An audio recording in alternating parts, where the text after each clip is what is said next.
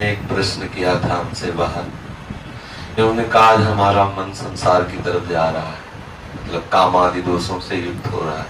वो इसलिए कह रहा हूँ कि अपने सब साधक है ना इसी लाइन के, तो मान लो तो अपना अंतःकरण खोल के सामने रख दिया, अच्छा साधक है, अच्छी बात है। कोई साधक अपने गुरुजनों से भी अपने मन की बात कहे तो अच्छा रहता है।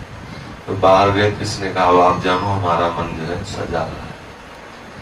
तो हमें सावधानी ये रखने की मन ना जाए ऐसी बात नहीं। मन तो जाएगा, जब तक पूर्ण रूप से पवित्र नहीं हो जाता तब तक मन संसार की तरफ जाएगा। संसार की तरफ जाए तो जाने दे, विचलित ना हो। मन जाए तो जाने दो, चाहे जितनी उड़ान भरे मन बिना तन के कुछ कर नहीं सकता। पहली बात तो समझ लो, मन जब कामादि दोषों से युक्त हो उस समय इतनी सावधानी रखनी कि उसके कथनानुसार, मन की प्रेरणा के अनुसार हमें कोई चेष्टा नहीं करनी। तो इतनी बात ध्यान रखनी। और इस समय ऐसी स्थिति में एकांत सेवन न करें, सदैव संतों के बीच में रहे, क्योंकि एकांत में होने पर मन हावी हो सकता है। नए बच्चे, नए साधक, मन पूर्वकृत किए हुए कर्म का स्मरण कराता है और उस सुख की तृष्णा प्रकट करके विवश करता है सांसारिक की तरफ। साधक को चाहिए उस समय उदासीन होकर के नाम सुमिरन करे। यदि नाम सुमिरन न मन बन पावे, मन है उद्दंडता कर रहा है, तो बस इतना देखता रहे कि मन के अनुसार क्रिया न बनने पावे। वो थोड़ी देर के लिए आएगा, ये बराबर स्थिति नहीं रहती। जैसे भजन की कभी कभी ऐसी रसमय स्थिति आती कि लगता है काम बन गया, लेकिन वो बराबर नहीं रहती, वो फिर हट जाती है। ऐसे ही जब हमारा मन गंदा भाव अंदर प्रकट करके विचलित करता है, तो उस समय सबसे पहले धैर्य साधक को यह रखना चाहिए कि स्थायी वृत्ति नहीं है, आई हुई है चली जाएगी, घबराने की जरूरत नहीं।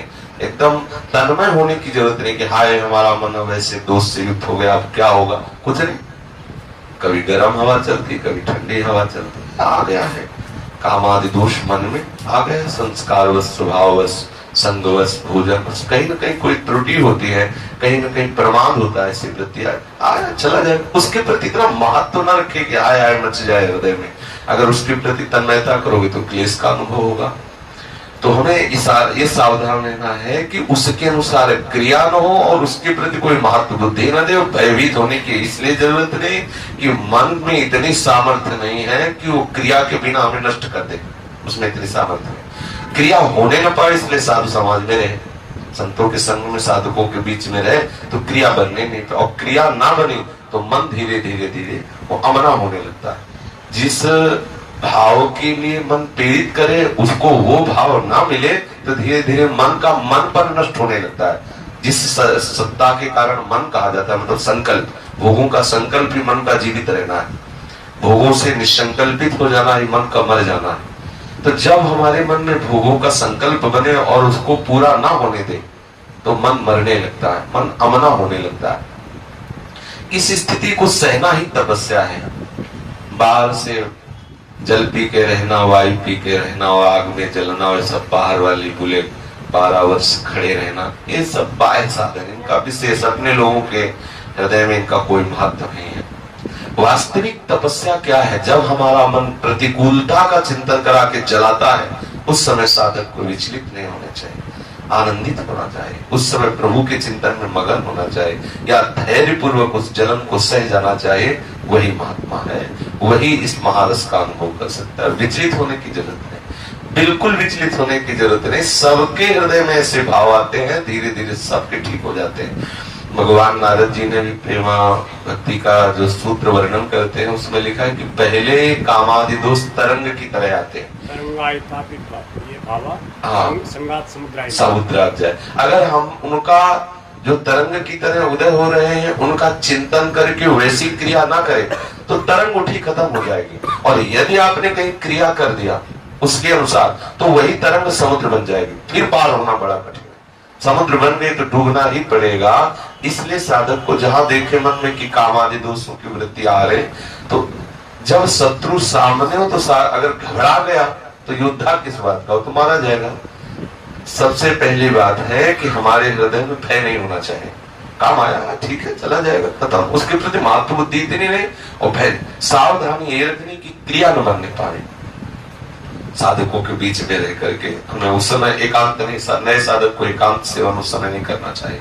जहां मन ऐसे विचलित हो तो संतों के बीच में आ जाए और नाम वाणी आदि में अपने मन को लगावे, धैर्य पूर्वक रहे। कुछ ही समय में नष्ट हो जाएगा, वो चला जाएगा भाव।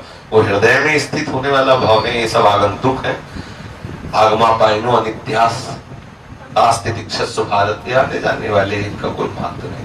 अब इतना घबरा गया कि कहते आप तुम ही संभालो, नहीं तो गई गाड़ी। इतना थोड़ी घबराने की जरूरत, कोई बहुत बड़ी बात कोई तुम्हारे हृदय में थोड़ी, तो सबके हृदय में वृत्तियां आती सब।